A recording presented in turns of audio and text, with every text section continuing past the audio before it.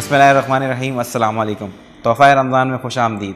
मैं आपका होस्ट फ़ज़ान गाबा। ट्रांसमिशन का बाकायदा आगाज़ हम तिलावत कुरान पाक और नात रसूल मकबूल सल्लल्लाहु अलैहि वसल्लम करेंगे, जिसके लिए हमारे साथ मौजूद है मोहम्मद अहमद मरकटिया। अऊज़ु बिल्लाहि मिनश शैतानिर रजीम। बिस्मिल्लाहिर रहमानिर रहीम।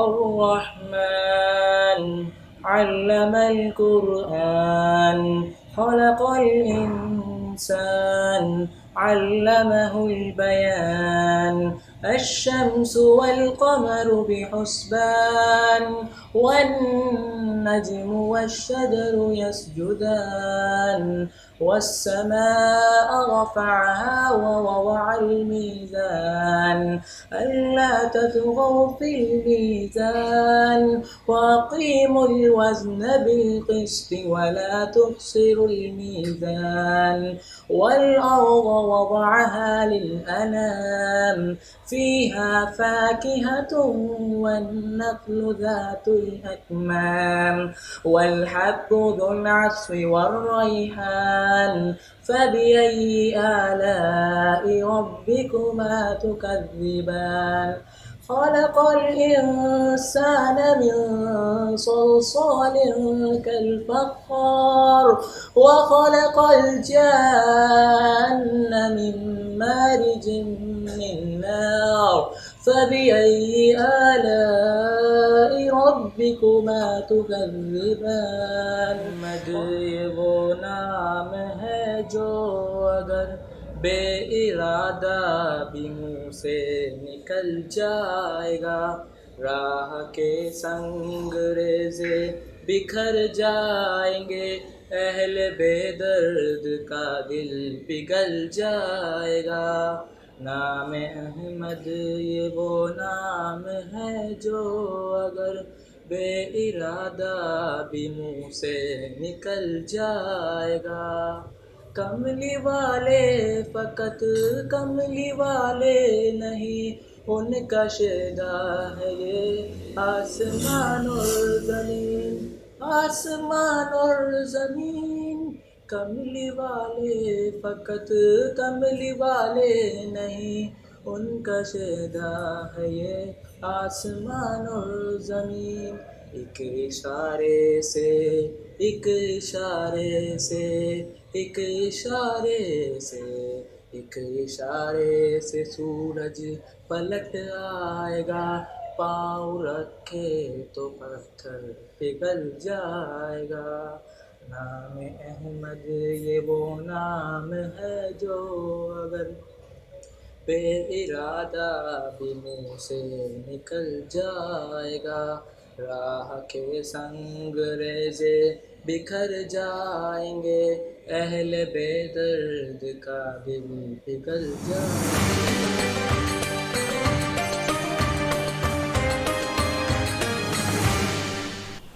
हाजी साहब, ज़कात किन की डीरियानी इन दफ़ा?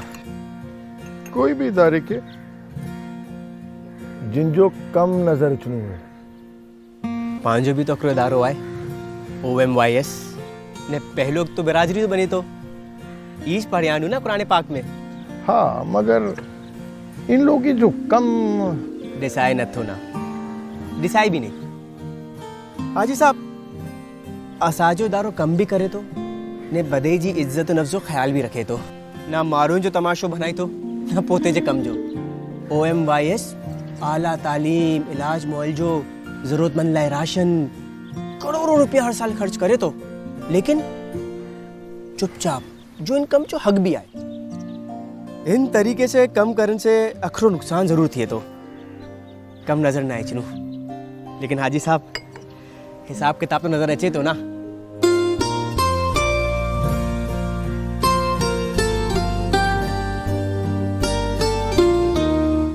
नेकरी बई गाल हाजी साहब, पांचो इदारो आए, पाप पोते जे इदारे के नाई डी ना वियो के डी ऑफिस की डाय OMYS जो हल्लू आए आऊंगी नहीं मिन्नू, लेकिन हेवर चार थब्बी थी रही आए। ओखाई मेमन यूथ सर्विसेज। ख्याल रखनू आई मिली ने।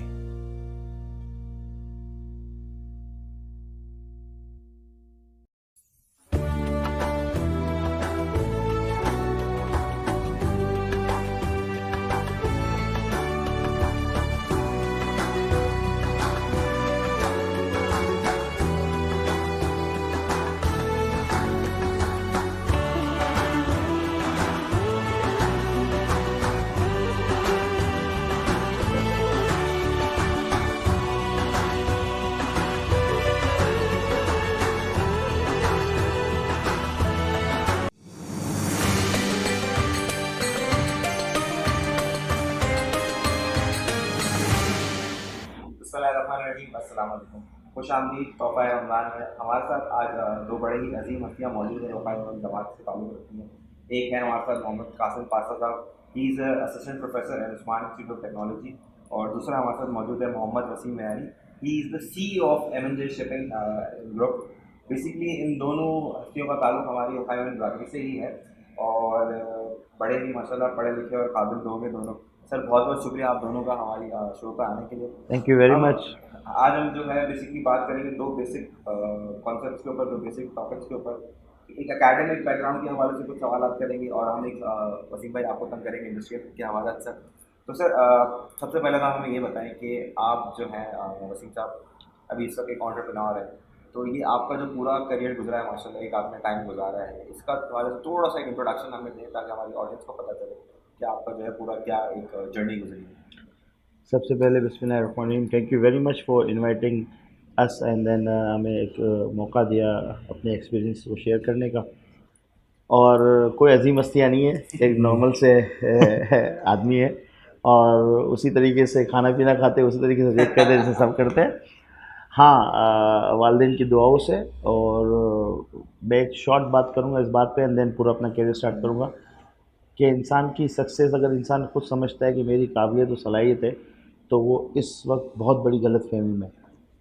मेरा ये बिलीव है कि इंसान के 80% या 70% उसका अपने लक और अल्लाह पाक की एक फजल करम है, 10 to 15% वालिदैन की दुआएं हैं और 5% ये है कि भाई अल्लाह पाक आपको स्पून मुंह में नहीं डालेगा, उसके लिए आपको एफ़र्ट करनी पड़ेगी। पानी का गिलास भी आपको ग्रिप करके उठा के पीना पड़ता है, ऐसे कोई नहीं डालता। तो वो 5% की एफ़र्ट अगर इंसान ये सोच ले कि मैं खुद ज़ीरो हूँ और वी आर, अगर टीम के साथ मेरी एफ़र्ट है तो वो ही इंसान सक्सेस की तरफ जाता है और चीज़ें। अब मैं थोड़ा सा अपने बारे में बताता हूँ। बैकग्राउंड वही इसी इलाके से ब्राउन बॉर्डर में ओखाई वुमेन हॉस्पिटल में पैदा होते ही और इसी इलाके में ओवरऑल स्कूलिंग की है। सुलेमान मेमोरियल या सेंट मेरी एकेडमी तक मैंने 7th स्टैंडर्ड पास किया है, फिर हुसैन इब्राहिम फाउंडेशन से ही हमने मैट्रिकुलेशंस किए। अल्हम्दुलिल्लाह ये बात ज़रूर थी। इसमें बात कहूँगा कि वसाइल जैसे भी थे लेकिन पढ़ने का एक शौक़ था और उस शौक़ को और ज़्यादा उजागर कर दिया या और ज़्यादा उसको और इसके अंदर इजाफ़ा पैदा कर दिया, वो ओखाई यूथ सर्विसेज है। I was in matriculate and then हमने जो सोशल वर्किंग का जो जज्बा है, जो चीज़ें आई, उससे पढ़ाई का एक पैदा हुआ कि अच्छा यार ये प्रेसिडेंट है, ये फ़लाँ जगह पे बैंकर है, यार ये ट्रेजरर है, ये फ़लाँ जगह पे बैंक है। तो मुझे याद पड़ता है कि उस वक्त सही मायनों में जो हमने सोशल वर्किंग स्टार्ट की वो आसिफ इस्माइल मांगोरिया जब प्रेसिडेंट थे उससे ऑन एंड ऑफ जब चीज़ें शुरू हुई। एंड देन रशीद, हम लोग सब एक सीनियर बैच के थे, रशीद गनात्रा ले लें, फिर इसके बाद जो लोग आए। इंटर और ग्रेजुएशन हमने प्रीमियर कॉलेज से मैंने की है। मेरी एजुकेशन में जो एक फैक्टर है कि मैं 7th क्लास से ही काम कर रहा हूँ। ये लोगों के लिए एक बड़ी इंपॉर्टेंट बात है कि लोग कहते हैं कि भाई आपके पास वसाइल नहीं है, और हाँ वसाइल नहीं, इस वजह से मैंने पान का ठिया लगा लिया, मैं उससे बैठ गया, या मेरे पास तो खाने के पैसे नहीं थे तो अबू या घर वालों ने ध्यान नहीं दिया या हमारे घर में रुझान नहीं था। ये मेरी नज़र में सब बेकार बात है। अगर बिल्कुल बेकार बातें हैं। वसाइल ठीक है एक इम्पॉर्टेंट रोल प्ले करते हैं, लेकिन वसाइल के लिए प्लेटफॉर्म भी है। मुझे याद है आज से 20 साल पहले मैं हायर एजुकेशन के प्लेटफॉर्म पे था, हम बाकायदा लोगों को चीख के बोलते थे कि यार जो पढ़ना चाहता है, अच्छे लेवल पे पढ़ना चाहता है, हम उसको एज अ लोन फंडिंग करते हैं। तो वसाइल तो फिर फाइनेंशियली तो मसला ख़त्म हो गया फिर तो यही है कि आपके अंदर एक चोर बैठा हुआ था, नियत की बात। ग्रेजुएशन करने के बाद चूँकि शुरू से फील्ड में थे, इंडस्ट्री में थे, सो 1999 मुझे याद पड़ता है, ग्रेजुएशन किया और उसी के बाद मैंने आर्टिकलशिप की और इंडस्ट्री में आ गए, टेक्सटाइल इंडस्ट्री में। अल्हम्दुलिल्लाह साथ साथ शौक़ था कंप्यूटर की चीज़ों को करने का। मुझे याद पड़ता है कि मैं रात के वक्त तो कंप्यूटर की असेंबलिंग भी करता था, मदरबोर्ड भी खोल लेता था, उसमें लोगों को बेचता भी था कंप्यूटर बना बना के। चूँकि इंडस्ट्री से ताल्लुक़ था, जॉब थी, तो आईटी के लोग कनेक्टेड थे। याद है कासिम, आपको याद होगा हमने जो ब्लड के मेडिकल कैंप के हवाले से भी कंप्यूटर्स के सिस्टम्स लगाते थे, फिर उसमें सारा वो सिस्टम इंट्रिया करते थे। और कभी कभार कोई भी था तो कोई 8-10 लोगों की हमारी टीम थी, वही डेडिकेटेड टीम। शौक़ था ना कि भाई अच्छा ये लड़के, अच्छा एक बड़ी इंपॉर्टेंट बात बताऊँ, जब आपके अंदर पढ़ने का शौक़ होता है ना, तो आपके जो इर्द गिर्द के लोग हैं, जैसे छोटी सी एग्जाम्पल दूँ, मैं बड़ा प्राउड फील करता हूँ वाहिद ग्रुप के, ये हम 3 लड़कों को खाले जमा नहीं करने देते थे। अच्छा उसके पीछे रीज़न क्या थी, इसके पीछे बड़ी इंटरेस्टिंग बात है। मैंने अभी तस्वीर देखी तो बोले यार तुम सोफिस्टिकेटेड लोग हो, मतलब तुम लोग पढ़ने लगे, तुम टेबल पे बैठो, तुम हमें प्लान बताओ कि किस गली में जाना है, किसकी खाले जमा हो गई, क्या सिस्टम हम करेंगे ना यार। तो जिस तुम्हें जो काम, यानी कहने का मकसद है कि वो हमें बोलते थे कि तुम लेबर वर्क नहीं करो, तुम ऑफिसर वर्क करो। अब लड़के तो 15 थे, 20 थे, सबको क्यों नहीं कहा? इसलिए कि जब हम मीटिंग में बैठते थे तो हम ऐसी ऐसी बातें करते थे तो सब हंसते थे। अब डोर टू डोर कलेक्शन में ऐसा सिस्टम बनाया जाए, इसके ऊपर डेटा लिया जाए, कौन सा घर कहाँ है, किस लेवल पे है, कौन सा फ्लोर है, ज़कात कितनी दी, क्या पैरामीटर है, उसको करंट उसका अफेयर क्या। अब सपोज करो एक बंदा ज़कात दे, एग्जाम्पल दे रहा हूँ एक डेटा के लिए, कि जो 10,000 पिछले साल, आज उसकी कैपेसिटी 1 मिलियन देने की है, तो आप तो देखते हो सर पिछले साल आने की तरह अभी आने दफ़ा डबल करी जो, तो वो डेटा कैसे आएगा आपकी रिसर्च पे, आपकी इंफॉर्मेशन वगैरह। तो हम लोग इस टाइप के लोग थे, बस एजुकेशन की वजह से ये भी फ़ायदा था कि हम मज़े करते थे और मेहनत कोई दूसरा करते थे, और सबसे ज़्यादा आगे भी हम थे। यानी शील्डे भी हम बोलते यार ये बहुत अच्छे लड़के हैं, इनको आगे बढ़ाओ, इनको बोर्ड में लाओ, इनको इलेक्शन में पीछे लाओ। करते करते टेक्सटाइल इंडस्ट्री ज्वाइन की थी, LSM, उसमें तकरीबन 8 साल गुजारे मैंने। बाय प्रोफेशन में फ़ाइनेंस पे था और अल्हम्दुलिल्लाह वहाँ असिस्टेंट मैनेजर मैंने रिज़ाइन किया और सिस्टम इम्प्लीमेंटेशन पूरी कंपनी की टेक्सटाइल की अल्हम्दुलिल्लाह अल्लाह पाक ने करवाई। फिर फूड इंडस्ट्री में आ गया। फूड इंडस्ट्री में भी पाकिस्तान और तुर्किश जॉइंट वेंचर जो बड़ा नाम है, यूँ तो मैंने 2-3 इंडस्ट्री गुजारी, जैसे पटेल ग्रुप में मैं रहा हूँ, फिर UG उलकर है जो तुर्किश कंपनी थी, मल्टीनेशनल। यानी आप सोचें हिलाल का केक आया नहीं था और हमने हिलाल को उस इंडस्ट्री में डालने वाले, मतलब उलकर, हम लोग से बात उलकर था, उसका ग्राउंड था पूरा। यानी हम लोग सिर्फ 4 लोग थे, मैं, हमारा CEO, हम 4 लोगों ने पूरी ना सिर्फ फैक्ट्री खड़ी की बल्कि उसको कमर्शलाइज पूरे पाकिस्तान के अंदर उसका नेटवर्क खड़ा किया। तो उससे एक्सपोजर मिला कि यार FMCG के अंदर किस तरीके से काम होता है, कैसे लोग अपॉइंट किए जाते हैं, क्या उसका इंडस्ट्री का क्या है, प्रोडक्शन क्या होती है, वेस्टेजेस क्या होते हैं, कंटामिनेशन में फिर फैब्रिकेशन क्या होती है, मशीन्स कैसे असम्बल्ड होती हैं, कैसे उसकी वर्किंग होती है, क्या उसकी QC क्या है, फिर फूड साइंसेस क्या है। चूँकि आज मुझे सबसे बड़ा एडवांटेज ये मिला कि मैं जहाँ गया ना, वहाँ फाइनेंस वाला चाहिए, ये हेड है, इसके पास इसके CV में लिखा हुआ है कि इसने सिस्टम इम्प्लीमेंट किया है। दुनिया का सबसे आसान काम है सॉफ्टवेयर बनाना, कासिम मुझे सेकंड करेंगे। दुनिया का सबसे मुश्किल काम है उसको इम्प्लीमेंट करना। यानी लोग एक यूज़र फ्रेंडली माहौल को क्रिएट करते हैं, उसको इम्प्लीमेंटेशन करना, लोग डाइजेस्ट नहीं करते हैं। तो अल्हम्दुलिल्लाह अल्लाह पाक के एहसान से LSM में सक्सेसफुल इम्प्लीमेंट किया, फिर फूड इंडस्ट्री में इम्प्लीमेंट किया। और फिर मैंने सोचा, चूँकि टाइम की शॉर्ट है, यूँ तो बातें बहुत सारी करने की है, तो मैं शॉर्ट बता रहा हूँ कि भाई टेक्सटाइल में एक वक्त गुजार लिया है, फूड इंडस्ट्री में एक वक्त गुजार लिया।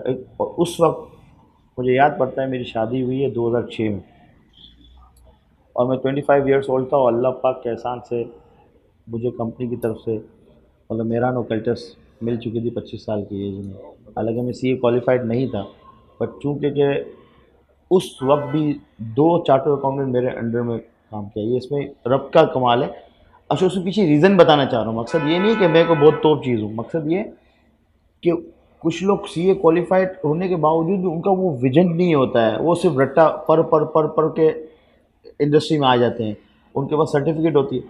पीछे कॉन्सेप्ट नहीं होता कि भाई अगर आप जिस पोजीशन पे बैठे हैं उसको किस तरीके से लेके चलना है, उसके अंदर क्या और रिक्वायरमेंट्स हैं, क्या आपका दिमाग लगा के लिमिटेड विजन के साथ लोग चलते हैं, कहते हैं ना घोड़े की नाल लगा लेते लोग ऐसे, आपको आगे नजर आ रहा है कि बस इंस्ट्रक्शंस मिल गई है, इसी को फॉलो करना है, दाएं बाएं सब भूलना है। 360 एंगल पे सोचना बहुत ज़रूरी है। और इसके बाद अल्हम्दुलिल्लाह अल्लाह किसी वालिदैन की दुआएं थी कि मैं शिपिंग में आ गया। उस वक्त मैंने सोचा कि शिपिंग इंडस्ट्री में एक वाइट कॉलर जॉब है, सैटरडे संडे ऑफ है, और अब हमने बहुत रगड़ा मजदूरी कर ली मैन्युफैक्चरिंग में 16-16 घंटे काम करके, कोई सोशल लाइफ नहीं थी। फूड इंडस्ट्री में वैसा था। अच्छा, फूड इंडस्ट्री में हुआ कि मैंने ट्रैवलिंग बहुत की। मैं बाई रोड गाड़ी में जाता था पेशावर तक, चूँकि मैं फाइनेंस का बंदा था। अब लोग बोलेंगे यार ये फाइनेंस का बंदा है, इसका क्या काम है।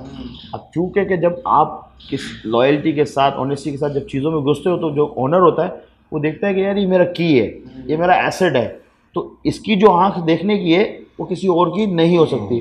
तो इसको एक एक करके डिपार्टमेंट में डालो ताकि ये ग्रे एरियाज को फाइंड आउट करेगा, आइडेंटिफाई करेगा, एंड देन उसकी इम्प्लीमेंटेशन के ऊपर एक अपना सोल्यूशन देगा। तो ये मेरी विनिंग कर्व जिसको कहेंगे, या सक्सेस की कह लें, या ये जो मेरे आज अल्लाह पाक ने जो कुछ भी मुझे अता किया हुआ है, उसके पीछे रीज़न ये था कि 360 एंगल पे सोचना।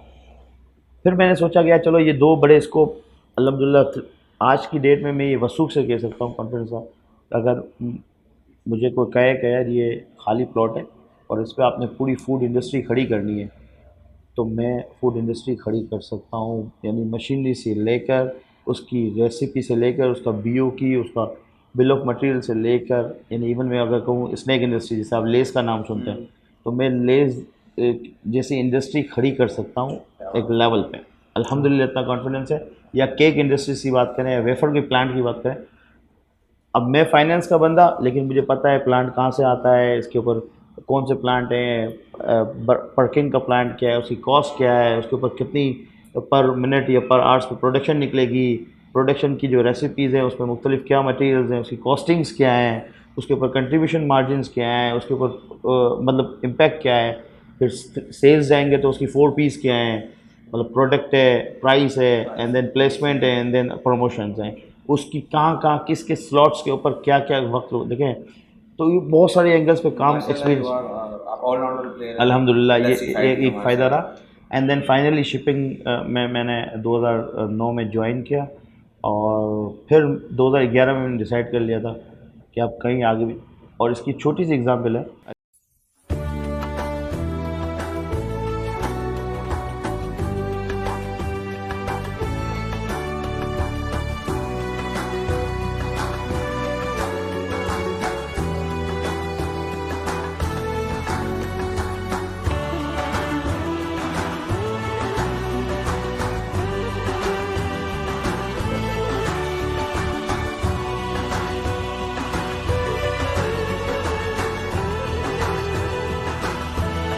आपको नॉर्मली सीईओ मिलेंगे जिनके बाल नहीं होंगे, या जो 52 साल 55 साल कॉन्सेप्ट है ना, 60 साल का बंदा होगा तो वो 60 साल के बाद आपको बचा क्या। अब आप जो कमाओगे वो अपनी नेक्स्ट जनरेशन के लिए कमा रहे हो, अपनी मेडिसिन के लिए कमाओगे। आज के दौर में यंगस्टर जो बन रहे हैं ना, उनके अंदर ये है कि मैं 35 साल, अल्लाह का शुक्र है, मुझे ये फ़ख्र भी है और वालिदैन की दुआएं भी हैं कि मुझे यंग एंटरप्रेन्योरशिप का अवार्ड भी दिया है यूथ सर्विस की तरफ से कि 36 ईयर्स ओल्ड में मैं एंटरप्रेन्योरशिप,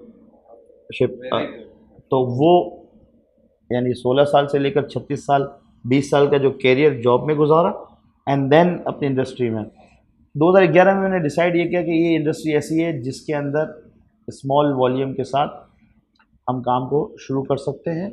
बट इस वक्त मैं बिल्कुल इसमें लेमैन हूँ, या जिसको कह लें फाइनेंस मुझे अच्छा आता है, टैक्स अच्छा आता है, सिस्टम अच्छा आता है, बट ओवरऑल प्रोसेस को समझना है।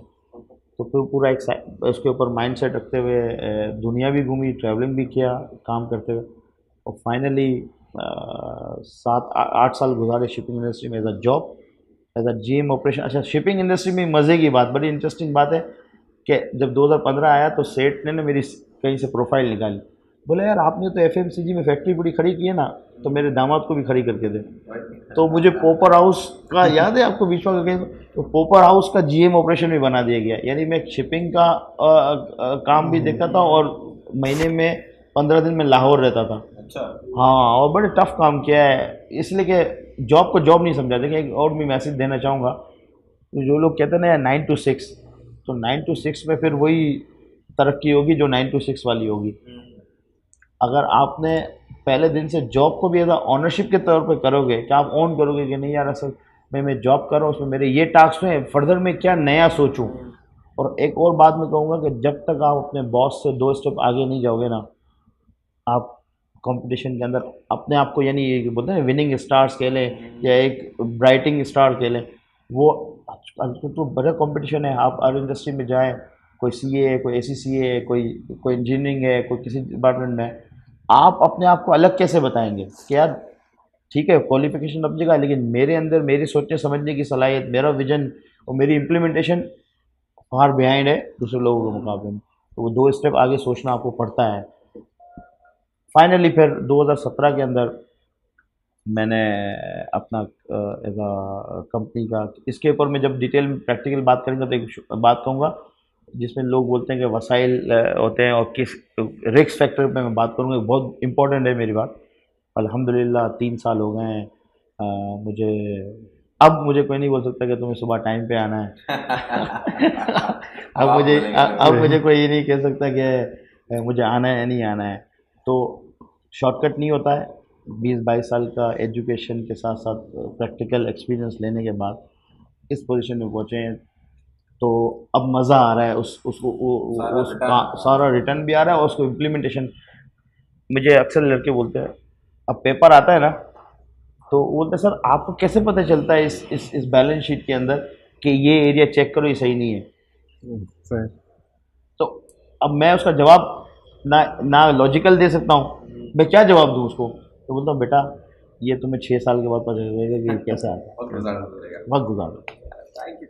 कासिम साहब, आपसे भी यही सवाल है मेरा कि आप एक आईटी की फील्ड जो है मैंने देखा बहुत कम लोग ही चूज़ करने में, आप भी जो है एक दूसरी फील्ड से होते हुए आईटी तक गए, आपने बेसिकली आईटी फील्ड का आइडिया कैसे, मतलब किस वजह से आपने चूज़ किया? अच्छा, मेरा तो आईटी का लेना देना कुछ बहुत ही पुराना है। अच्छा। मैंने आईटी फील्ड कैसे चूज़ की उसका ताल्लुक कुछ इस तरीके से है कि ओहायमन यू सर्विस की जिस बिल्डिंग में हम बैठे हुए हैं एसएच एकेडमी में, यहाँ पे भी एक कंप्यूटर सेंटर था, लेकिन पहले ये स्टडी सेंटर और कंप्यूटर सेंटर करीमाबाद में हुआ करता था एक बिल्डिंग में। तो वहाँ पे भी मुझे अच्छे तरीके से याद है, हमारी कम्युनिटी की मकसूद साहब, मैं ख्याल में उनका नाम था, वो वहाँ टीचर होते थे। तो मैंने वहाँ पे 1996-1997 when I was in 6th और 7th क्लास, ठीक है, तो मैंने एक कोर्स स्टार्ट किया था जिसका नाम था word star. In that course, ठीक है, I really enjoyed that course. मैंने उस कोर्स को बड़ा एंजॉय किया, बड़े टॉप उस फल मिलता है, ठीक है। तो लेकिन सक्सेस की डेफिनेशन आपने डिफाइन करनी है। हर बीज से आम नहीं उगेगा, एग्जैक्टली। ठीक है। कोई बीज आम का है, कोई बीज अमरूद का है, कोई बीज धनिए का है। धनिया भी कोई कम अहम चीज़ नहीं है, ठीक है। तो आपने अपनी सक्सेस की डेफिनेशन डिफाइन करनी है। मैं चूँकि टीचिंग से वाबस्ता हूँ तो मिसालें आएंगी ऐसी। अच्छा, वसीम जी, एक थोड़ी सी चीज़ आपसे पूछनी थी कि एंटरप्रेन्योरशिप का कॉन्सेप्ट हमारे यहाँ यही समझा जाता है कि भाई आप जैसे ही अपनी पढ़ाई से फारिग हुए, जैसे ही आपको मौका मिला आपने कारोबार शुरू कर दिया। फिर वहाँ पर काफ़ी मैंने देखा कि लोग उस चीज़ों को लैक करते हैं कि कोई लोग डिपार्टमेंट वाला कोई टॉपिक करा रहा होता है, दूसरा डिपार्टमेंट वाला कोई टॉपिक करा रहा होता है। तो व्हाट डू यू थिंक कि एक एंटरप्रेन्योर के लिए उसकी करियर पाथ में डाइवर्सिफिकेशन कितनी ज़रूरी है, और क्या ऐसा ज़रूरी है कि उसको पहले कोई जॉब करे, वो बंदा एक्सपीरियंस गेन करे, या डायरेक्ट एंटरप्रेन्योर बन सकता है? देखिए इसके पीछे मतलब 3-4 एग्जांपल्स मौजूद हैं। नंबर 1 बात ये कि जैसे कासिम ने कहा कि हर वक्त एक सिनेरियो आपके सामने होता है, या हर वक्त एक आपके पास सिचुएशन होती है, उसकी बेसिस से फैसला करना होता है आपको। मेरा एक्सपीरियंस या मेरा जो बिलीव है वो ये कहता है कि जब तक इंसान एक प्रोसेस से नहीं गुजरता, दुनिया का कोई भी सिस्टम है ना, जब तक वो प्रोसेस से नहीं गुजरेगा, हाउ कैन इट पॉसिबल कि उसकी वही परफेक्शन आएगी। अगर आप कोई भी चीज़ को एक प्रोसेस है, जैसे आप कपड़े का प्रोसेस है, अगर मैं इसको ग्रे से डायरेक्टली इसका प्रोसेस को वॉश नहीं करूँगा, अगर डाई कर दूंगा तो उसकी वो फिनिशिंग नहीं आएगी। मैं प्रैक्टिकल चूँकि अच्छा, अब बात आती है, मेरे सामने एग्जांपल है, मुजम्मिल, मेरे ही बॉस का बैठा था मुजम्मिल पराचा, हम उसको बोलते थे गोल्डन स्पून लेके आ गया है। अच्छा, गोल्डन स्पून से क्या मुराद था, क्योंकि कि इसके पीछे मैंने बताया 2 रीज़न। आपका फाइनेंशियल बैकग्राउंड बहुत साउंड है, आपके ग्रैंडफादर, आपके फादर इसी इंडस्ट्री को लेकर चला रहे हैं, तो आपके अब्बा बोले भाई तेरे को ज़रूरत क्या है गद्दा मजदूरी करने की, किसी के मतलब गुलामियाँ करने की, पढ़ाई कर। पढ़ाई इसलिए करवा रहा हूँ कि ताकि तेरी अच्छी जगह पे शादी हो जाए, मेरी इंडस्ट्री में तेरी पढ़ाई की ज़रूरत शायद, इस टाइप का भी कॉन्सेप्ट है लेकिन मैं इसको इस टाइप के कॉन्सेप्ट को नहीं बिलीव करता। मैं बोलता हूँ मैं अगर अगर हूँ भी फाइनेंशियली साउंड तो मैं अपने बेटे को कहूँगा पढ़ाई कर, इसलिए कि तुझे अच्छी बुरी की तमीज़ आ जाए और तुझे मतलब लोग बेवकूफ़ ना बना सके, तुम्हें एक कम से कम बेसिक नॉलेज या इन्फॉर्मेशन या अवेयरनेस हो इंडस्ट्री की। अब नुकसान क्या होता है जो अगर डायरेक्ट आप आके बैठ जाते हो, चूँकि कि आपको प्रैक्टिकल एक्सपोजर नहीं होता है, तो जैसे आपने कहा कि हर कोई डिपार्टमेंट आपको बहुत आसानी से बेवकूफ़ बना लेता है। अच्छा, मैं बीइंग अ फादर क्यों प्रेफर करूँगा कि मेरा बेटा, अब मैं चूँकि आगे की बात करूँगा, फ्यूचर की बात करूँगा, एक मैसेज भी जाएगा लोगों के लिए, और जो हमारा एक्सपीरियंस हमने सीखा एटलीस्ट उसको चाहिए कि वो 1 से 1.5 साल जॉब करे, 1 से 1.5 साल, ज़्यादा टाइम इसलिए नहीं कि टाइम इज़ मनी। आपको पता है कि अगर वो 5 साल उसमें लगा देगा तो जो उस वक्त इस फील्ड अपने अब्बा की सीट को बैकअप संभालने के लिए उसको बस टाइम चाहिए था वो आगे बढ़ जाएगा। अच्छा, साल से 1.5 साल क्यों चाहिए? ताकि नंबर 1 बात, आप अगर अपनी कंपनी में होगे तो आपको फेवरिज्म मिलेगा, आपकी मिस्टेक्स को कोई आइडेंटिफाई नहीं करेगा, आप गलतियां भी कर रहे होंगे तो बोले यार सेठ का बेटा है इसको क्या बताएंगे, एक ही लेवरेज आपको मिल रहा होता है। इससे पंगा कौन लेगा, अपनी नौकरी अब जब जॉब कर रहे होते हो तो मैंने बड़े बड़े इंडस्ट्रियलिस्ट के बेटों को, बड़े बड़े यानी बिग शॉट्स को, स्टॉक एक्सचेंज के मेंबर्स को, या इवन बैंकर्स, उनको बैंक में जॉब करते हुए देखा है उनके बेटों को। उनके पीछे रीज़न क्या होती है कि फॉर मैंने तो यहाँ तक देखा है कि अब आपकी इंडस्ट्री है टेक्सटाइल, आप शो नहीं करते अपने बेटे को कि तुम मेरा नाम ले देना, तुम टेक्सटाइल इंडस्ट्रीज़ का ये एक्सपोजर लो, चूँकि कि वो मेरा कॉम्पिटिटर है या वो मेरा कॉम्पिटिटर समझ सकता है अपने आप को, मेरा नाम सुनेगा तो शायद तुम्हें जॉब पे ना रखे, या अगर रख भी लेगा तो तुम्हें लेवरेज देगा कि नहीं यार ये मुरव्वत दे। तो तुम अपनी शनाख्त खुद बनाओ, और अपनी आइडेंटिफिकेशन बनाने के लिए आपको प्रोसेस से गुजरना पड़ेगा। तो मेरा बिलीव ये है कि आपको एटलीस्ट एक मतलब एक सर्टेन टाइम पे जॉब करके उस इंडस्ट्री के लिए एक्सपोजर लेके और फिर एंटरप्रेन्योरशिप पे आना चाहिए। ये तो हो गया उन बच्चों के लिए जिनके बाप दादा पैसे वाले हैं। अब आते हैं सेकंड स्टेज पे, हम जैसे लोग, या देखिए मेजॉरिटी की बात करेंगे ना कि भाई मेजॉरिटी हमारी किस क्लास से हम ताल्लुक़ रखते हैं। अगर आप की पॉपुलेशन के हिसाब से देखा जाए तो आपके एक क्लास के लोगों की तादाद अगर 10% होगी तो मिडिल क्लास की आपकी 30 to 40% होगी, और मोर देन 50% आपकी लोअर मिडिल क्लास की होगी। ठीक है, तो आपको तो 90% की बात करनी है, तो 90% के लिए तो पहली बात है ऑप्शन ही यही है कि किसी भी कैरियर को लेके एक बहुत अच्छा एक्सपोजर यूज़ करें। कैरियर के अपने एंटरप्रेन्योरशिप के लिए पैसा इंपॉर्टेंट नहीं है, मैं आपको बहुत इसकी एग्जांपल दूंगा, पैसा इंपॉर्टेंट नहीं है। अगर आप, मैं अक्सर संदीप माहेश्वरी को सुनता हूँ, आप कासिम अली शाह को सुने, तो आप उनकी बहुत सारे लेक्चर्स में, बहुत सारी उनकी जो स्पीचेस हैं उसमें आप ये सुनेंगे कि आपके अंदर विल और पोटेंशियल होना चाहिए सबसे पहले, और फिर क्या है कि उस काम करने की डेडिकेशन आपके अंदर होनी चाहिए। इसकी छोटी सी एग्जाम्पल है कि सक्सेस के पीछे मत भागो, काबिल बनो, सक्सेस झक मार के भी तुम्हारे पीछे आएगी। हम जो है अपनी दौड़े गलत जगह लगा, हम रेस लगे, अच्छा यार वो यार 1 मिलियन यार मिल जाएगा ना पापा, 1 मिलियन दे दो ना यार मुझे काम शुरू करना है। तो आपने तो पहले दिन से ही बोरिंग का वो सहारा लेना शुरू कर दिया। ठीक है, फाइनेंस जब आप बड़ा सेटअप करते हो, जिस वक्त अब मैं अपनी इंडस्ट्री की बात करता हूँ और वो फॉरेन करेंसी में एक हमारी इंडस्ट्री है, तो एक ह्यूज आपको कैपिटल चाहिए होता है। लेकिन मैं आपको लिटरली बात बताऊँ, मैंने 25 कंटेनर से अपना काम शुरू किया था। Right now with in 3 years we have 10,000 containers in my fleet. पीछे पीछे पीछे पीछे ये था कि पहुंचना है, और आज के दिन में मेरा विजन है, मैं मक्स लाइन नहीं बन सकूं शायद मेरे लिए, लेकिन मेरी सोच क्या है, मुझे मक्स लाइन बनना है। तो वो अब सेकंड वाले के लिए बड़ा आसान हो गया कि आपको उस काम की समझ, जैसे बिज़नेस कोई भी करना है, आपको उस वक्त तक कोई बेवकूफ़ नहीं बना सकता जब तक आप 360 एंगल पे उसको समझते हो। जब आप करना शुरू करोगे तो एक वक्त आएगा कि इन्वेस्टर्स या आपके पास जो फाइनेंशियल इंस्टीट्यूट है वो आपके पीछे पीछे आएंगे उस काम को बढ़ाने के लिए। तो ये शॉर्ट बात एक है कि इस तरीके से इसको प्रोसेस को इसमें मैं एक चंद चीज़ें और ऐड करना चाहूँगा, ठीक है, क्योंकि हमारे पास बड़ा यंगर जनरेशन होती है, जब आप यूनिवर्सिटी में पढ़ाते हैं ना तो ये सवाल बहुत आता है हमारे पास। नंबर एक बात ये भी है कि आप जब आप किसी को compete करना चाहते हैं, फॉर एग्जांपल लेट्स से अगर आपने माइक्रोसॉफ्ट को compete करना है तो आपको ये सीखना ज़रूरी है कि माइक्रोसॉफ्ट काम कैसे करता है। एग्जैक्टली। ठीक है, तो अगर आपको ये नहीं पता वो कैसे काम करते हैं तो आप कभी उन्हें compete नहीं कर पाए। एक बात ये अपनी जगह सही है। दूसरी एंड पे हम ये कहते हैं कि हाँ ठीक है, समटाइम्स अगर आपके पास कोई बहुत ही ब्रिलियंट आइडिया है, आप बहुत कुछ करना चाहते हैं, तो फिर आपने उसको फुल डेडिकेशन के साथ ज़रूर करना है, लेकिन आपने टाइम बार्ट करके करना है। ठीक है, जैसे हम कहते हैं यूनिवर्सिटी के अंदर कि जब आप पढ़ रहे हैं तो आप फाइनल ईयर को लगाएं एंटरप्रेन्योरशिप के ऊपर, कि आप अपने कोई आइडिया लें और उस पर पूरा आखिरी साल जो है लगाएं। अगर आप उसमें सक्सेसफुल होते हैं तो ठीक है, नहीं होते हैं तो देन गो टू द, फिर आप जाएं उन फील्ड में कि अच्छा यार मैं फॉर एग्जांपल टेक्सटाइल इंडस्ट्री की कोई प्रोडक्ट बना रहा था, अब मैं जाऊं टेक्सटाइल इंडस्ट्री में सीखूं, कि मैं वहाँ काम भी करूं, सीखूं भी और देखूं भी क्यों फेल हुआ था। देन यू तो हाँ, एक्सपेरिमेंट करना बुरा नहीं है, लेकिन हमारे यहाँ जो एक एक्सक्यूज़ पाया जाता है वो ये पाया जाता है कि जी मैंने तो नौकरी नहीं करनी क्योंकि मैं पैदा ही एंटरप्रेन्योरशिप के लिए हुआ हूँ।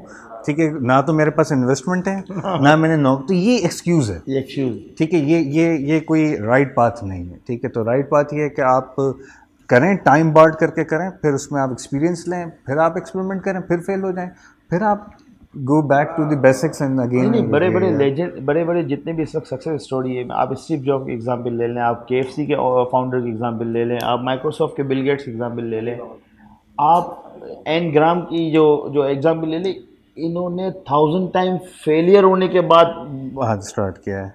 तो एवरेज एंटरप्रेन्योर एज जो है वो वर्ल्ड में 40 है। 40 है। There are these the 25 age के जो एंटरप्रेन्योर्स हैं, दे आर द आउटलायर्स। हाँ, ठीक है, यानी कि वो आपको नहीं मिलेंगे। हमारी जो आजकल की जनरेशन का मसला ये है कि वो सिर्फ एक देखते हैं कि ये बंदा यहाँ पहुंचा हुआ है, बस इसको फैंटासाइज करते हैं। नो वन कोई भी जो ना जर्नी से गुजरना नहीं गुड़ना चाहता। नहीं हर चाहता। कोई ये चाहता है कि बस अच्छा, मैं उसमें जन्नत मिल जाए, मरना किसी को मरना नहीं है। नहीं। इसमें एक बात है जो वसीम ने बोली थी अपने पहले सवाल के आंसर में, वो मैं उसको हाईलाइट करना चाहूँगा। एक छोटी सी जो शायद एंटरप्रेन्योरशिप चल रही है, entrepreneurship is about the mindset.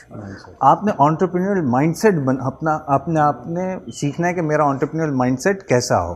ठीक है, तो वसीम ने अब मुख्त सिस्टम बनाए, बेचे, उसने ये बताया था अपनी जर्नी के दौरान, तो एंटरप्रेन्योरल माइंडसेट होना ज़रूरी है।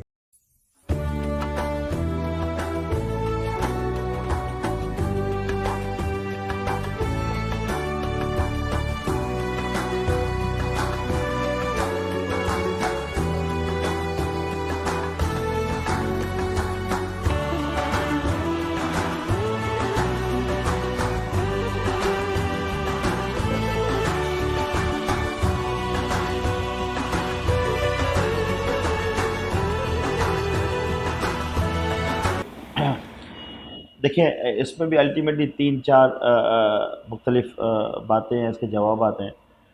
माइंडसेट किसी भी चीज़ के लिए एंटरप्रेन्योरशिप ही नहीं है ना। फॉर सपोज आप एक माइंडसेट लेके ग्राउंड में उतरोगे, मुझे आज सेंचुरी करनी है, और फिर उसका एक दिमाग में प्लान होता है कि अभी पिच फुल स्विंग कर रही है और 10-15 ओवर्स मुझे स्टे करना है। अगर आप उसी पिच पे पहले बॉल पे छक्का मारोगे तो आप सेंचुरी कर सकोगे?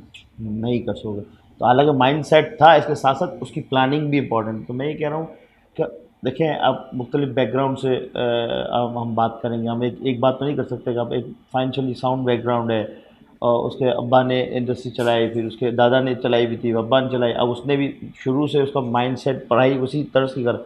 मैंने मुख्तलिफ लोगों को देखा है तो उनके वालिद साहब उनको डाइंग मास्टर बनाते हैं। अब क्यों बनाते हैं? कि भाई चूँकि के एम्प्लॉयज़ के साथ साथ घर का एक बंदा होना चाहिए एंटरप्रेन्योर जो कि इस फील्ड से वाबस्ता हो, तो एक बिल्कुल एक अलग शरीर है। नॉर्मली लोग कैरियर के अंदर आते हैं तो देखें, एक बेसिक एजुकेशन बहुत इंपॉर्टेंट है किसी भी लिहाज से। चाहे आप अब छोटी सी एग्जांपल ले लें, हम किरियाने की शॉप भी एक एंटरप्रेन्योर का वर्ड ही है ना, बनना तो उसने भी वहीं बैठना है। लेकिन अगर उसका विजन बड़ा हो और वो नए दौर के मुताबिक चीज़ें करे तो वो मार्ट खोल सकता है। अब मार्ट खोलने के लिए उसको क्या करना पड़ेगा कि एजुकेशन प्रोसेस से गुजरना पड़ेगा, सप्लाई चेन के अंदर मास्टर्स करेगा, वही अब्बा जो एक लेवल पे, अगर एग्जांपल दे के बताओ कि 1 मिलियन के टर्न अराउंड पे काम कर रहा था, तो उसका बेटा उसी माइंडसेट के साथ उसी प्रोसेस में जॉब करते हुए, एक्सपीरियंस लेते हुए, उसको मल्टीप्लाई में 100 मिलियन पे कन्वर्ट कर सकता है। जैसे कासिम ने कहा कि इसको शॉर्ट स्पैम में, टाइम में, पीरियड में डिवाइड करना होगा। ये नहीं सेट करना होगा कि यार मैं बस पढ़ के मैं फ़ौरन सीट पे बैठ जाऊँ। उसका विजन ये होना चाहिए कि मुझे एंटरप्रेन्योर बनना है, माइंडसेट तय कर लिया, लेकिन आज नहीं बनना, मुझे 6 साल के बाद बनना है। उस 6 साल में क्या करना है उसको, कि मुझे उस फील्ड से रिलेटेड जो उसकी रिक्वायरमेंट है, जो उसकी रिक्वायरमेंट में जो मैं उसमें अपने आप को मास्टर्स कह सकता हूँ, या उसके अंदर जो एडवांस फीचर्स मैं ले सकता हूँ, वो मैं अपनी एजुकेशन में उसको उसको उसको ना सिर्फ हासिल करूँ। एंड देन जो मेरे अब्बा ने 15 साल इस किरियानी की शॉप चलाई है, उसको मैं एक नेक्स्ट लेवल पे लेके जाऊँ। तो ये भी एग्जांपल्स लाइक जितने भी हमारे मार्ट चेन्स वगैरह हैं, वो हमेशा कोई ना कोई छोटी शॉप से ऑब्वियसली शुरू हुआ। अच्छा, इसमें मैंने एक एग्जांपल देखी है कि जैसे कि मेरे अपनी घर की एग्जांपल है। मेरे मामू हैं, स्टिल जॉब कर रहे हैं, ठीक है, और वो यू सर्विस के ट्रेजरर भी रहे हैं, राइट। अब और उनके बच्चे भी, हालांकि अभी लास्ट 2 इयर्स की एग्जांपल है, उनका माइंडसेट, लेकिन असल में देखें कासिम ने क्या क्या कि सक्सेस की डेफिनेशन है ना, हर किसी के लिए अलग अलग अलग है। अब उनके पास वसाइल भी हैं, उनके पास फाइनेंसिंग भी है, बट वो एंटरप्रेन्योर नहीं बनना चाहते।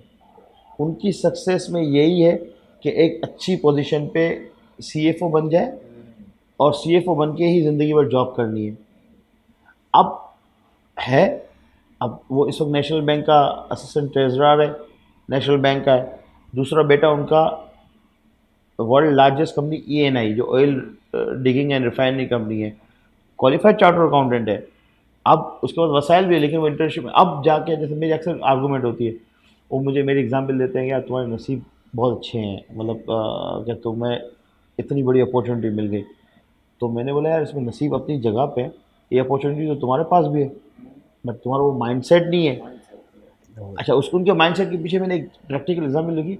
लोग बोलते हैं यार हम सुकून वाली ज़िंदगी गुजारना चाहते हैं।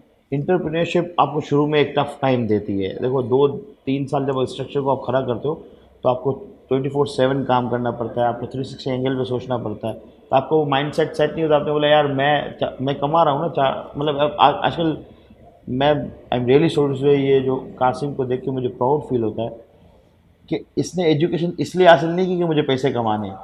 जो रियली इंपॉर्टेंट थिंग कि इसने एजुकेशन, और इस वक्त 90% 85% तबका ऐसा है। मैं तो उनका अब्बा को कहता हूँ आपने तो इन्वेस्टमेंट कर रहे हो अपने बच्चों को, कमर्शियल इन्वेस्टमेंट है ना भाई, इसको एमबीए बना लोगे तो मैं इस वाले लेवल के लोगों से इसकी शादी भी करा दूंगा, और इसको किसी बैंक में जॉब करा दूंगा, और ये 3-4 लाख, यानी अल्टीमेट गोल क्या है। देखिए हम पढ़ते हैं ऑब्जेक्टिव ओरिएंटेड प्रोग्रामिंग, तो हम सब्जेक्ट लिखने से पहले या उसकी करने से पहले ऑब्जेक्ट डिसाइड करते हैं ना कि हमें बनाना क्या है, हमें इसका इंटरफेस कैसा चाहिए होगा। तो आजकल मैं सच्ची बोलता हूँ, प्रैक्टिकली लोगों ने माइंडसेट बना लिया है कि मशीन बनानी है बच्चे को, आज मैं इसमें इन्वेस्टमेंट कर रहा हूँ, फिर इसमें से वो एटीएम मशीन है, उसमें से निकालूंगा, विच इज़ टोटली रॉन्ग, नहीं होना चाहिए। मैंने बोला काबिलियत आपके अंदर होनी चाहिए, सक्सेस खुद ही आएगी। मुझे ये हैरत हुई सुनते हुए, मैं आज कासिम की बात पे, मैंने अभी बात कर रहा था, तो मैं प्राउड फील करता हूँ कि इन्होंने नेक्स्ट जनरेशन के लिए अपने आप को प्रोफेशनलिज्म ज़रूरी है, लेकिन अपने आप को सेल नहीं किया। अच्छा, इसमें बात यही है कि मैं इसी जैसे, क्योंकि मैं आईटी इंडस्ट्री से हूँ, सो आईटी इंडस्ट्री में अभी भी ऐसा है कि if I start working in IT industry I can earn much higher than whatever I am earning at the moment. ठीक है, वो आपको भी पता है, इंडस्ट्री में जो लोग हैं उनको पता है, take it over. And I probably one of those people वो left the industry to join academia. तो ऐसा अकेडमिया में इस वक्त पाकिस्तान का ऐसा है कि या तो वो लोग ज्वाइन करेंगे जिनको जॉब नहीं मिल रही, अनफॉर्चुनेट है लेकिन है, या फिर वो लोग ज्वाइन करेंगे जिनका सक्सेस पैसा ना हो। अब जो आपका वो सवाल है, वो कहते हैं कि लोग क्यों जॉब पे आते हैं होने के बाद, फिर इसके बाद वो एंटरप्रेन्योरशिप पर कन्वर्ट नहीं होते हैं, भले शुरू में जितना जोश हो, सब कुछ हो, लेकिन once they start the job then सब कुछ ख़त्म क्यों हो जाता है। उसकी एक बहुत बड़ा रीज़न कंफर्ट जोन और सक्सेस की डेफिनेशन है। ठीक है, कंफर्ट जोन जो ये बता रहे थे कि आपको अपने कंफर्ट जोन से निकलना पड़ेगा। ठीक है, तो कंफर्ट जोन से निकलने, जब आप कहते हैं यार अब इतनी तनख्वाह मिल रही है, ठीक है, ठीक है, अब और क्या करना है, सब चीज़ें हैं, तो फिर आप बोलते हैं कि एक्स्ट्रा माइल नहीं जाते। Entrepreneurship is more about going extra mile. ठीक है, आपको वो सब कुछ करना पड़ेगा जो सब करने को तैयार नहीं है, तभी आप एंटरप्रेन्योरशिप में, वरना तो आपको एंटरप्रेन्योर की ज़रूरत नहीं है। ठीक है, तो ये एक और दूसरा वो एक जो छोटी सी बात मैं यहाँ ऐड कर दूँ, वो ये कि एंटरप्रेन्योरशिप का सिर्फ मतलब जो है वो ये नहीं होता है कि आपके पास बहुत सारा पैसा आ जाए। हाँ, सक्सेस की जो डेफिनेशन एंटरप्रेन्योर, जो अगर आप यूएस की बात करें तो यूएस में 15% जो एंटरप्रेन्योरशिप का जो वॉल्यूम है ना वो बिग कंपनीज़ हैं। 85% जो एंटरप्रेन्योरशिप है वो छोटी एंटरप्रेन्योरशिप है। ठीक है, so starting an electronic, for example you may think about it कि मैं कोई अगर एक किसी शॉप को जैसे किसी ने, मैं एक मिसाल दे रहा हूँ कि किसी ने बोला कि यार मैं इलेक्ट्रॉनिक आइटम जो है वो नेट पे बेचना शुरू कर दूँ, कोई नहीं बेच रहा है। ठीक है, तो वो हो सकता है एक छोटी सी कंपनी ही रहे, बहुत बड़ी कंपनी ना हो, लेकिन स्टिल वो भी एक एंटरप्रेन्योरशिप में आता है। अब आप बताएं, मैं बात यहाँ पे कन्वे करने के लिए लोगों को कि इस वक्त आपको पता है कनाडा की आबादी कितनी है? कनाडा की आबादी है 3.5 करोड़। पाकिस्तान में इंटरनेट यूज़र कितने हैं? 3.5 करोड़। तो वहाँ पे एंटरप्रेन्योरशिप क्यों हो रही है, यहाँ क्यों नहीं हो रही? क्योंकि हम जो एंटरप्रेन्योरशिप जिसको कहते हैं, हम कहते हैं हम रातों रात अमीर बन अमीर हो जाएं। जाएं। ये एंटरप्रेन्योरशिप है, ये एंटरप्रेन्योरशिप की डेफिनेशन नहीं है। तो इसकी गड़बड़ की वजह से जब वो जॉब पे आते हैं तो वो कंफर्ट जोन में आ जाते हैं, फिर थोड़े धुन हटती है और ख्वाबात जो है वो चिकनाचूर हो जाते हैं। तो ये पहले से नॉलेज इस चीज़ों की होना, फैंटेसी जो है, हाँ create वो की मैंने ज़्यादा बताया वो ना है। कि एक सक्सेसफुल बंदे को देखकर फैंटेसी क्रिएट कर लेता है और कि यार फिर ये ऐसे बनना है और ऐसे यूं बनना है उसमें पर लेकिन जर्नी से कोई गुजरना नहीं चाहता उसकी। गुजरना नहीं सो वी चाहता। Have a very good example of three big shot company, if I name them, कि एक जो है करीम उबर ट्रांसपोर्टेशन इंडस्ट्री, दूसरी जो है आपकी अलीबाबा अगर आप ऑनलाइन शॉपिंग कर रहे हो, तीसरी आपकी एयरबीएनबी जो कि अकोमोडेशन है, होटल्स इंडस्ट्री है। अब तो खैर कराची और पाकिस्तान में उसका रुझान बहुत ज़्यादा आहिस्ता आहिस्ता बढ़ता जा रहा है। तीन बिग शॉट कंपनी है, लेकिन उनका अपना क्या है? करीम की अपनी गाड़ी, yet they are the biggest transportation company. Alibaba express की अपना कोई इन्वेंट्री नहीं है, yet they are the biggest online retailers. Airbnb, उनका कोई अपना फ्लैट नहीं है, कोई अपनी प्रॉपर्टी नहीं है। क्या इन्वेस्टमेंट है? सिर्फ एक एप्लीकेशन, दो लोगों को कनेक्ट किया, बीच में अपना कमीशन लिया, अल्लाह अल्लाह खैर से। बट इसमें मैं बात कहूँगा, इस आइडिया के साथ उसके पीछे उसकी एफर्ट और मेहनत बहुत इम्पोर्टेंट वो है। बिल्कुल बट आई है। Am talking about is the investment. और जो कहते हैं ना कि यार इतना बड़ा, अगर मुझे अपनी कोई ट्रांसपोर्टेशन, अगर आज कोई बंदा सोचे कि यार मुझे अपनी ट्रांसपोर्टेशन कंपनी बनानी है, तो पहले सोचेगा मैं पहले 10 ट्रक खरीद लूँ, तो भाई जरूरत ही नहीं है।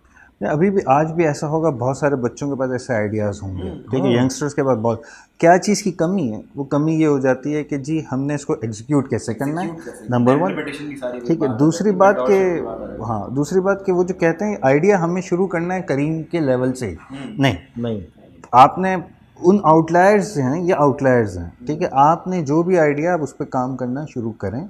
आप उसको जैसे 360 एंगल से आपने उसको एक्सपीरियंस लें, उसके कंसर्न लोगों से मिले, वॉट एवर द प्रोसेस है।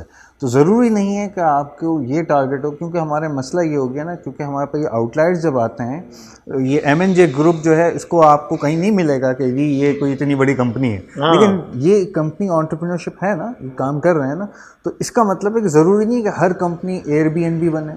ज़रूर आपका आइडिया ज़रूरी नहीं एयरबीएनबी बने, आपका आइडिया ज़रूरी नहीं करीम बने। There has to be some अच्छा, उसके starting पीछे point. प्रमोशन है। Some starting और point होगा। उसके लिए आपको कंफर्ट जोन से निकलना एक बड़ी पड़ेगा। उर्दू की बहुत अच्छी कहावत है, बचपन में पढ़ते थे तो हंसते थे कि हरकत में बरकत है। हाँ आज जब उसको सोचते तो समझ आता है कि पहला कदम शर्त है उर्दू का 10वीं में, मेरे ख्याल से 9th या 10th की बुक नहीं, में बड़ी चैप्टर इसलिए होगा। प्रैक्टिकल बात है। हाजी नूर मोहम्मद आप जानते होंगे, इस वक्त जो जद्दा में, सॉरी रियाज में मेरा दोस्त था, ये डालडा में काम करता था और मैं MK लाइन का CFO था। अच्छा, डालडा चूँकि जो प्रमोशन है, मार्केट मीडिया है, एक बड़ा नाम आता है। यू कांट इमेजिन कि मेरी MK लाइन डालडा से multiply by 10 times yearly earn करती थी, multiply by 10 times. That's big. और मैंने जब डालडा की बैलेंस शीट हाथ में रखी थी, मैंने बोला यार लो ये तो, अब कासिम की बात कि ये ज़रूरी नहीं है कि एक एंटरप्रेन्योरशिप होती है जो कहने को या देखने को या बताने को बहुत बड़ी दिख रही होती है, इसके पीछे बहुत बड़े बड़े जाइंट्स एंटरप्रेन्योरशिप होते हैं जिनका नाम भी नहीं होते हैं। तो मैंने आपको बताया, अपनी एग्जाम्पल दी, 25 कंटेनर से मैंने काम शुरू किया। अगर मैं उस वक्त सोच लेता नहीं मुझे MK लाइन बनना है, जिस कंपनी से मैं निकला हूँ, मेरी एकेडमी है, और शुरू ही मुझे 3000 या 10,000 से करना और है। इवन मेरे साथ एक लड़का निकला था जो 2013 में निकल गया था, उसने मुझे बड़ी अप्रोच की थी। अब एक और इम्पोर्टेंट बात भी, 2009 में मैंने 10 में इंडस्ट्री ज्वाइन की, 2013 में मुझे ऑफर आई वसीम यार इस सेठों के लिए क्या काम करना है, हम इनको करोड़ रुपये कमा के देते हैं और ये वहीं थैंकलेस जॉब है, चल हम करते हैं। उस पॉइंट पे मैंने डिसीजन नहीं लिया। अब उसके पीछे एक इम्पॉर्टेंट बात मेरे जहन में थी, मुझे उस प्रोसेस में 3 साल हो चुके थे, बट मैं अपने आप को उस वक्त ना कॉन्फिडेंस समझ रहा था, ना मेच्योर इतना समझ रहा था कि मैं इतना बड़ा रिस्क लूँ। लेके देखिए कैलकुलेटिव रिस्क लेना चाहिए, ब्लाइंड पट्टी बांध के कूदना खुदकुशी है।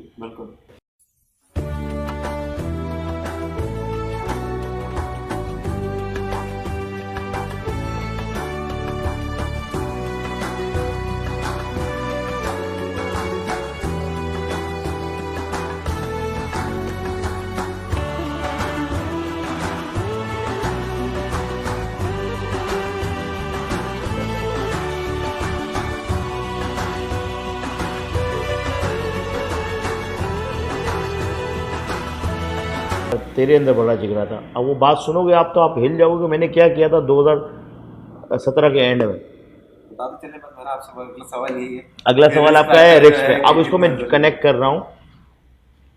देखिए दुनिया का कोई भी काम ऐसा है ही नहीं जो विदाउट रिस्क हो सकता। छोटी सी एग्जाम्पल दूँ, मैं घर से यहाँ तक आया, इस बात की गारंटी थी कि मैं परफेक्शन के साथ सही पहुँच दूंगा, अल्लाह पाक ने पहुँचा ना। तो आपने रिस्क तो लिया ना, आपने लिफ्ट से नीचे उतरे, देन आपने गाड़ी चलाई, गाड़ी में एक्सीडेंट हो सकता है, चांसेस प्रोबेबिलिटी है।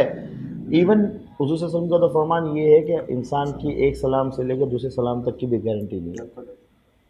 हॉप्स, उम्मीदें, इसी पे चीज़ें प्रोसेस चलती हैं।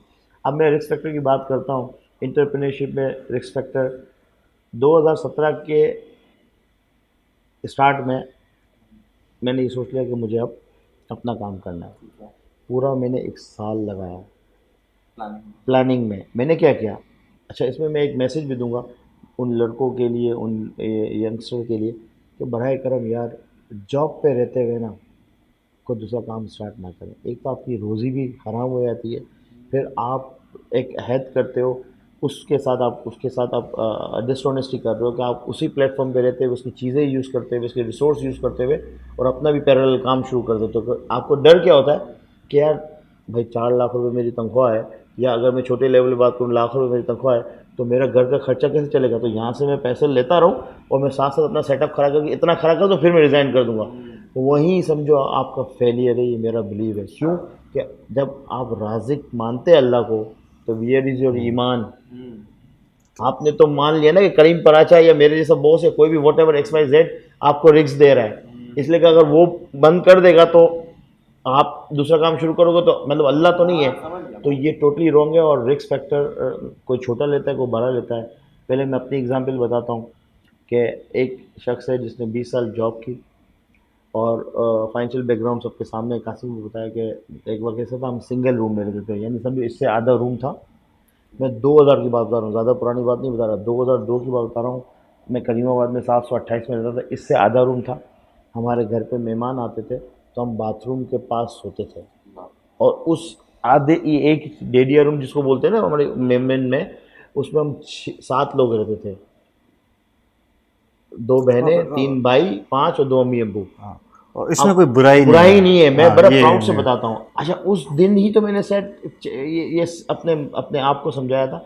छोटी सी बात बता रहा हूँ, मैं क्रिकेट बहुत खेलता था और अल्लाह का शुक्र है इस ग्राउंड के अंदर हमारी बड़ी यादें वाबस्ता हैं, टूर्नामेंट्स को लेके, फास्ट बॉलिंग को लेके, और बड़ा बड़ा क्रिकेट खेली। अभी कासिम ने स्टार्ट ये कहता है नवीद के साथ हम क्रिकेट खेले, मेरा कज़न ही है। सो मेरे अब्बू ने सिर्फ एक दफ़ा कहा था जब मैं आई वॉज इन 7th क्लास या 8th क्लास, बेटा अभी तो बाप कमाई है, जब आप कमाई पे आओगे। अल्लाह पाक ने वो पता नहीं क्या दिल में बात डाल दी मेरे कि यार मेरा वो बैकग्राउंड नहीं है जो मैं कॉम्प्रोमाइज़ पे या एक्सक्यूज़ पे ज़िंदगी गुजारूँ, मुझे कुछ करना पड़ेगा, अदरवाइज़ मैं भी उन लोगों में शामिल हो जाऊँगा जिन्होंने वक्त ज़ाया किया या जिन्होंने वक्त गुजार दिया। देखिए नसीब राज़ी तो ऊपर वाला बैठा हुआ था, हर किसी को अपने अपने मुकद्दर का या तकदीर का मिलता है। अब हुआ क्या, वो तो एक प्रोसेस से चीज़ें गुजर गई, एंड देन फिर हम step by step 2 room 3 room इस तरह से करते हुए अब 2017 के अंदर पूरी स्ट्रगल, यानी 2000 से लेकर 2017 तक जितना मैंने अपने करियर में करते करते मैं एज एग्जीक्यूटिव जूनियर पोजीशन से लेकर जीएम ऑपरेशन, इसके बाद तो मतलब अल्टीमेटली मैं सीईओ था कंपनी का, यानी अगर बॉस के बाद डिसीजन मेकर था, इवन चेक पे साइनिंग अथॉरिटी भी मेरी थी इस पोजीशन पे। इसके बाद तो लेवल सीईओ है ना, एंटरप्रेन्योर ही है ना, अगर हम यूँ हायरार्की वाइज देखने जाएं। सो मेरा अपना घर, अम्मी अबू का घर करा दिया, हज करवा दिए, यानी मैं दुनियावी लिहाज से ये बता रहा हूँ कि देखिए कासिम की नज़र में चीज़ें, और मैंने अपनी इंस्टीट्यूट जो मैं पढ़ा रहा था उसके ऊपर यानी जो जो मैंने टारगेट सेट किए हुए थे, अल्लाह पाक ने अपने फजल करम से अचीव करा दिए। बहनों की शादियाँ हो गई, इंसान की यही ज़िंदगी में ना, और फिर आखिरत की एक फ़िक्र होती है कि मैं एक सोशल वर्किंग करते हुए एक ऐसा इधर, मेरा आज भी एक विजन है इंशाल्लाह, मुझे शेरबानू वेलफेयर ट्रस्ट बनाना है। अब बनाना 10 साल बाद है, सोचना मैंने आज से शुरू कर दिया है। जब अल्लाह पाक देना शुरू करता है तो आपके पास आपका जो विजन है ना वो और ब्रॉड हो जाता है और आपको सोचने समझने की सलाहियत बढ़ती है। तो 2017 के अंदर जब मैंने ये सोचा और मैंने अपने बॉस को स्ट्रेट फॉरवर्ड जाके कहा कि सर वो आपने ना मेरा रिप्लेसमेंट बनाना शुरू कर दे। दे वॉज शॉक्ड, बोले ये क्या कर रहा है, मैं शॉर्ट करता हूँ। बोले हाउ कैन पॉसिबल। बोले सर मैं जॉब छोड़ दूंगा, या तो मुझे आप पार्टनरशिप दें या मुझे आप पार्टनरशिप ऑफर करें। बोले आप मुझे ब्लैकमेल कर रहे हैं। मैं सर मेरा रेजिग्नेशन पीरियड 5 महीने चला है। क्यों चला है कि आप इस काबिल होते हो ना कि आप पूरी कंपनी को चला रहे हो। जाहिर सी बात है फूड इंडस्ट्री भी आप देख रहे हो और देन शिपिंग भी देख रहे हो, तो इतनी इंपॉर्टेंस आपकी होती है, इंसान खुद बनाता है।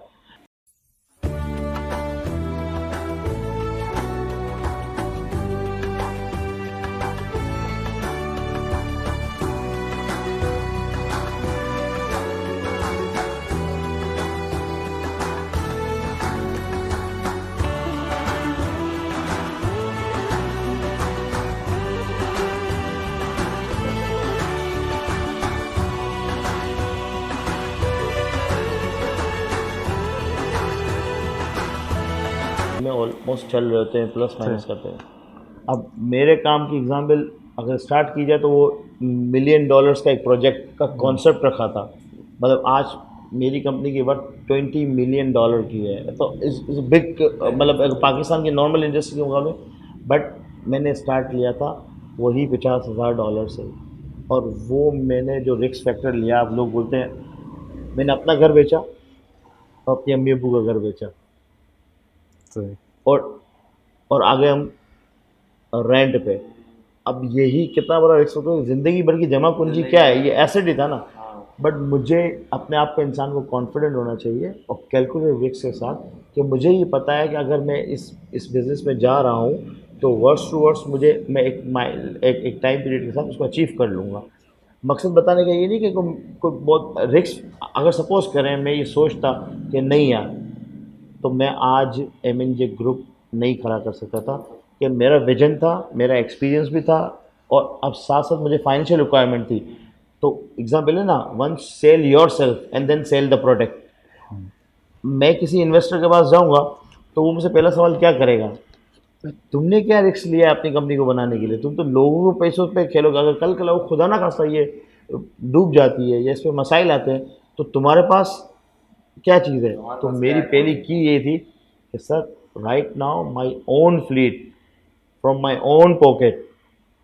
सो ये रिस्क एक बहुत बड़ा रिस्क था, जिसमें मेरी पूरी फैमिली मेरे अगेंस्ट थी, मेरे अम्मी अब्बू भाई इन सब अगेंस्ट। इवन मेरे जो मेरे मेंटोर थे, मेरे मामू रशीद भाई ने, इनकी मैं बात करता हूँ, जिन्होंने मुझे उंगली पकड़ के कैरियर में गाइडेंस दी, वो मेरे अगेंस्ट थे कि यार ये इसको लगता है, मेरी अम्मी ने तो बोल दिया इसको जादू किसी ने कर दिया और ये पागल हो गया है और ये अब सबको डुबोएगा।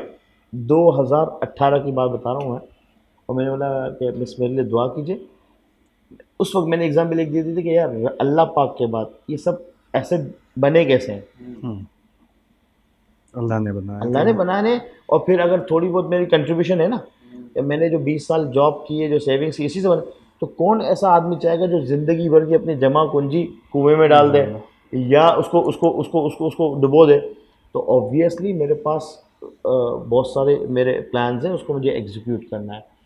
तो रिस्क फैक्टर कोई छोटे लेवल पे लेता है, कोई बड़े लेवल पे लेता है, लेकिन विदाउट रिस्क कोई भी इंडस्ट्री, अब एक एग्जाम्पल ले लें, इस वक्त कासिम अपने टाइम का रिस्क ले रहे हैं। वो रिस्क क्या ले रहे हैं, अभी रिसर्च कर रहे हैं। अब इनको ये इस बात पे डर नहीं है कि ये मेरा प्रोजेक्ट कामयाब जाएगा या फेलियर हो जाएगा या मेरी मेहनत ज़ाया हो जाएगी, तो इनका टाइम इन्वेस्टमेंट हो रहा है। इसमें मज़ेदार बात है कि इसी से ऐड करें कि रिस्क आपको सिर्फ बिजनेस में नहीं, अपनी ज़िंदगी में मुख्तलिफ मौक़ों पे मैं अगर अपने करियर में देखता हूँ तो at certain point I actually left all, I was doing a lot of यानी कि मैनेजमेंट लेवल पे जॉब्स वगैरह सारी रिस्पॉन्सिबिलिटीज़ छोड़ी कि जी मैंने पीएचडी पे फोकस करना है, मैं इन सब के साथ नहीं कर सकता हूँ। तो मैं I was getting the lowest पे एंड एवरीवन जिस तरह ये कह रहे हैं कि मेरी फील्ड में भी जो लोग थे वो बोल रहे थे क्या बेवकूफ़ी है कि तुम ये सारी चीज़ें छोड़ के तुम ये कर रहे हो। अरे मैंने कहा मुझे करना है, आई हैव टू रीच, मुझे ये चीज़ करनी है। तो वो आपको रिस्क ज़रूरी नहीं है एक तो इसमें। दूसरी वो एक जो हमारे अयूब लतीफ़ साहब हैं, वो हमारे मेमन ही हैं, ठीक है, वो मुंबई वाले मेमन हैं। वो ये कहते हैं कि हमारे टीचर रह चुके हैं वो, कि जब तक आप किश्तियाँ नहीं चलाएंगे तब तक आप बिज़नेस नहीं कर सकते। तो जब तक आप ये कहते हैं ना कि मैं जॉब भी करूँगा और ये भी करूँगा, तो आपकी किश्तियाँ नहीं जली हैं तो वो इनपुट नहीं आता। इसकी छोटी सी एग्जाम्पल बड़ी देसी देता हूँ मैं कासिम को, कासिम को मौका देता हूँ 2 मिनट का, कि पत्थर है ना, ये पत्थर है, ठीक है, ये आपका एसेट है। इस देखिए बिजनेस आपको मैंने बोला ना स्क्वायर से क्यूब में, और देन इसकी कोई लिमिट्स नहीं है। जॉब आपका 2+2 4, ये आपके एंड में एक इंक्रीमेंट सर्टेन होना है और उसके स्टेप्स। और आपने अक्सर होगा तो प्रैक्टिकल एग्जाम्पल पे जॉब के अंदर लोगों को ऊपर जाते हुए एक पूरा टाइम चाहिए।